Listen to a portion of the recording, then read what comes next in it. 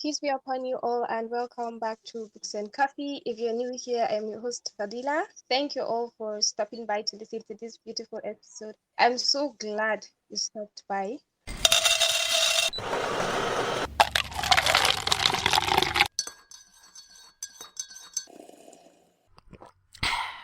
On today's episode, we have a guest in person of Abdullah Azmin, the 20 years old author of the debut novel Maybe They Won't, co-owner of a rising publishing company based in his country, Sri Lanka. Welcome, Abdullah, to Books and Coffee. How has life been treating you? Hi, hello, everybody. Thank you for having me here. Lately, life has been truly beautiful. Alhamdulillah. So, in today's episode, basically, we'll be talking about Abdullah's book. As I mentioned earlier, Maybe They Won't. We'll be going through his writing journey, the challenges he's faced, and much more. But before we dive into that, Abdullah, could you just give us a short summary of what your debut novel is all about? My debut novel is based on my culture and stuff. It goes through the arranged marriage, if you all know about that. Basically, how Asian parents and all of those cultures view marriage. It's the story about two people, Amir and Fathimah. They meet each other in an arranged marriage setting. And yeah, it's a story about how their love life goes as newlywed couples and how tragedy and love, growth, and all of those stuff come to play. And this is book one. The book two, it's called Maybe They Will. It will be released this year, inshallah, May. MashaAllah, tabarakallah. That is amazing. So, what inspired you to write a story featuring Amir and Fatima, and especially focusing on mental health in the context of marriage, basically? So, okay, this is going to sound absurd, but the first inspiration I got to write about this book is that I want to get married. So that was my first thought process when I was writing this book, because like in our culture, if you do something extraordinary, like you stand out from the crowd, that would make you more prone to, you know, people liking you and stuff. So that was my first thought process. I would say, yeah, that was my main inspiration, first of all. And then my inspiration changed and it became of, I just wanted the world to read my story and know about how love was for me exactly. So, yeah. So, I'm quite interested. Why did you choose an arranged marriage as the foundation of Amir and Fatima's story? Since arranged marriage is really common in our country and in our culture, that was the obvious reason that I chose it. Since having relationships and all of those dating and stuff are haram in Islam, and it is not welcomed in our culture. So yeah. I noticed something while I was doing my research, obviously, that both of these characters have like mental health challenges. What message are you or were you trying to convey through their like struggles and their growth and everything? First of all, as I said, when I was writing this book, I didn't have anything in mind about mental issues and stuff.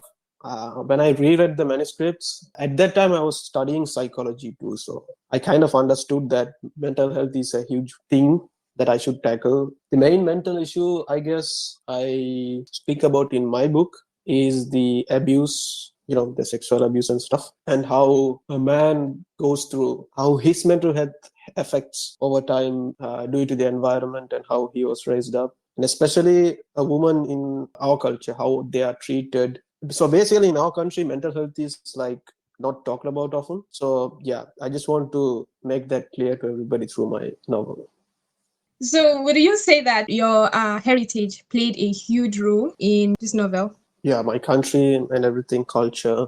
I was sick of seeing these people like think mental health is not a real issue and they just, play it off like saying, oh, it's okay, it will be fine. So I think people need to understand more about mental health issues and fix them. My next question is, from any part of your book, did you draw inspiration from like personal experiences or people you know? Was it inspired by real life people or like things you experienced? Around 75% of the book is inspired by real life. Even the character Amir is an image of me, my past experiences, how I observed people. So I was an introvert. I used to observe, listen to people and stuff and how they acted. 75% of it is from real life. Apart from the actual things happening in the story, the plot and stuff. Yeah. So what is something major you hope that when readers read the book, they take away about mental health or maybe relationships and cultural expectations? What do you hope they take away? Basically, what I want is for people to understand that, first of all, marriage is not easy. And it's not a thing that someone should take lightly. Because when you marry, you live with another person too. So you have to take care of them mentally more than you take care of them physically. My main message would be that marriage is not an easy path. Be aware that the other person has emotions too. That's my message. If your characters, Amir and like Fatima, were real people, what advice would you give them as they go through all these challenges that happen in the book? I would definitely say for Amir to be more considerate of himself and take care of himself before he do things to others. And for Fatima, I would say if somebody is trying to help you or if somebody is trying to love them and take care of them, to let her allow that person. That's what I would say. So now moving on to your Instagram, people, we are not aware he actually animates his characters. And it is so lovely. MashaAllah. I keep saying that.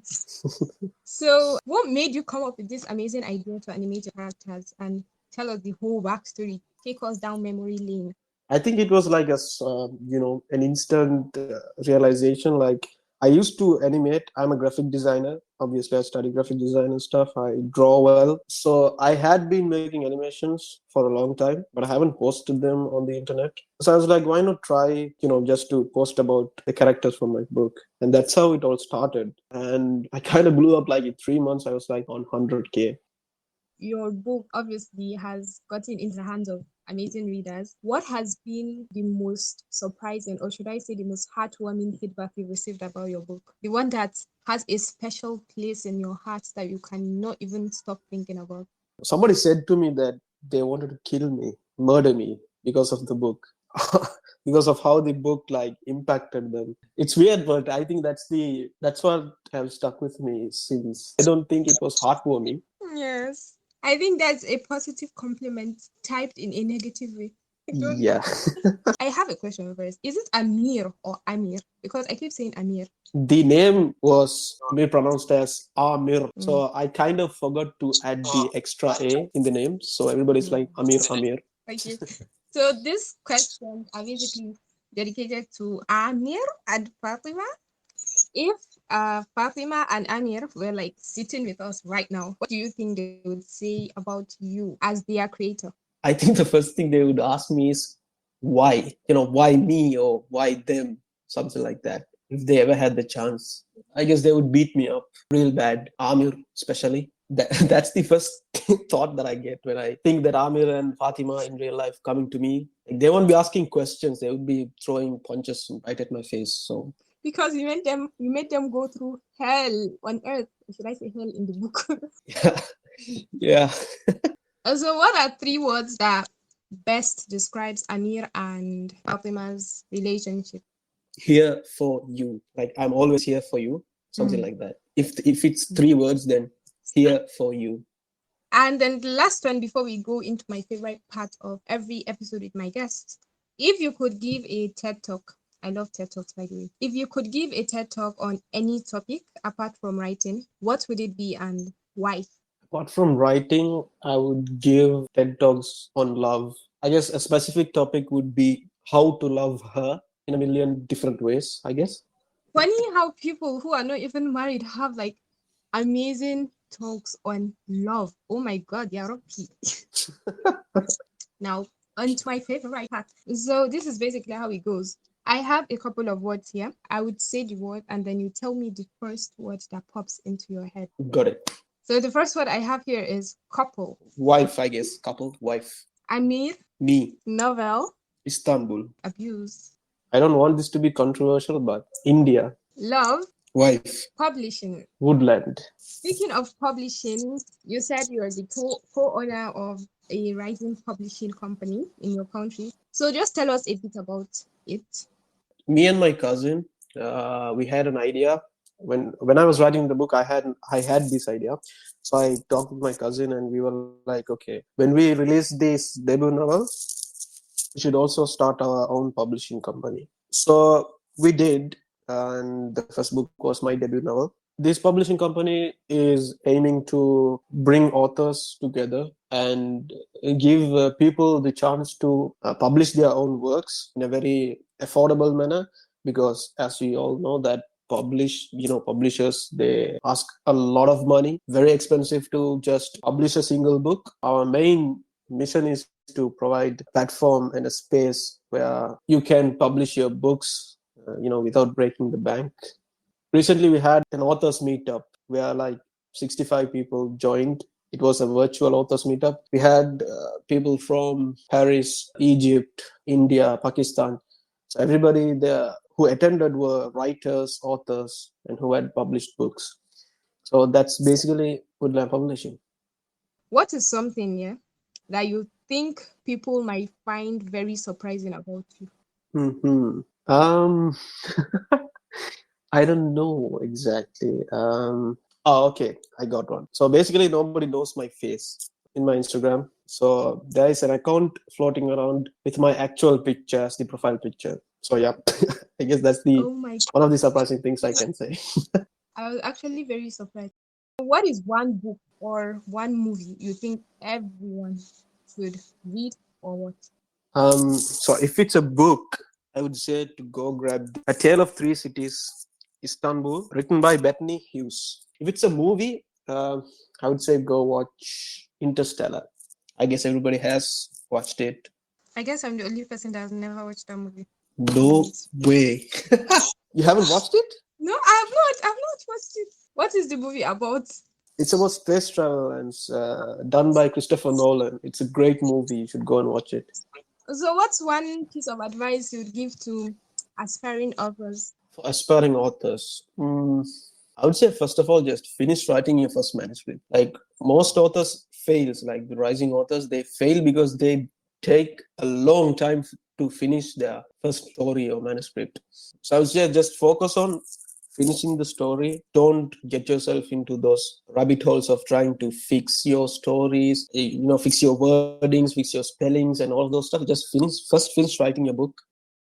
What is the next thing for you as an author? Are there any projects that you'd like to share aside like your sequel that you mentioned earlier?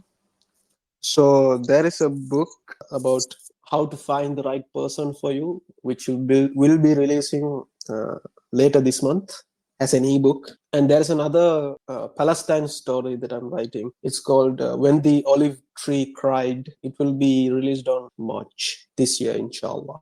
Inshallah, inshallah. I honestly need to get that first book, How to Find the Right Person. If our listeners would like to contact you and keep in touch, where and how can they get in touch with you? So I have my Instagram. My Instagram handle is authorgrunt. Anybody who wants to ask any questions or anything, feel free to DM me. And my email is also there. Author Grant, okay, okay. So finally, what is one lesson or reflection that you hope everyone takes away from your work and from our conversation today? People, please, you should love more, love life more. Just love more. You have so much love within you, so you have to give that to the world. The world will benefit from that. As you've heard him say, spread love. So that'd be the end of this episode. I hope you all enjoyed our conversation. It was such a pleasure. Jazakallah khairan for coming. Thank you for having me here too. My first time on a podcast like thing. Oh, really? MashaAllah, tabarakallah. I feel so fulfilled. I feel the same. Like I have done something huge here. You all make sure to check out Abdullah's Instagram. And with all that being said, Assalamu alaikum.